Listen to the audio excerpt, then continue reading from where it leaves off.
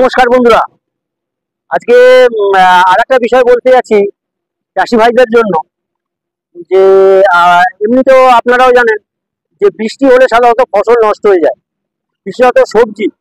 যদি খুব বেশি মাত্রায় বৃষ্টি হয় এবং জমিতে যদি জল জমে যায়, বা জল যদি জমিতে না জমলেও বৃষ্টির তে অনেক ফসল নষ্ট হয়ে যায়, সবজিগুলো নষ্ট হয়ে যায়। তা সেক্ষেত্রে চাষি ভাইদের কি করতে হয়, খুব কম দামে সেই জিনিসগুলোকে বেঁচে দিতে হয়, কেননা তখন রাখার মতো যায় না এবং নষ্ট হয়ে যায়, মানে বিক্রিও করতে পারে। তা আজকে ধরুন এটা মনে হবে খুব সাধারণ ছোট ব্যাপার, কি না বৃষ্টি হয়েছে ফসল নষ্ট হয়ে গেছে বা সবজি নষ্ট হয়ে গেছে। কিন্তু একবার তাদের দিক থেকে চিন্তা ভাবনা করে দেখুন, যে ধরুন আমি একটা চাষ করেছি, চাষ করে আমার সংসার চলে, বা যে চাষ করে ফসল যেটা হয়েছে সেটা আমি বেচবো, বেচে আমার সংসার চলবে।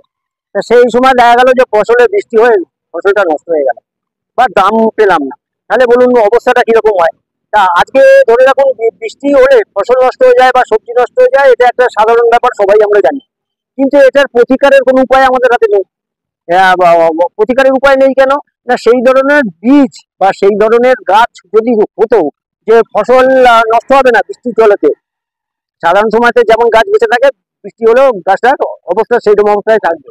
তা সেই ধরনের বীজ নেই, মানে গবেষণা দরকার এই সমস্ত জায়গাগুলোতে, যে বীজ এমন হবে যাতে আপনার বৃষ্টি হলেও ফসলের ক্ষতি হবে না, বা ফল বা সবজিগুলো নষ্ট হবে না।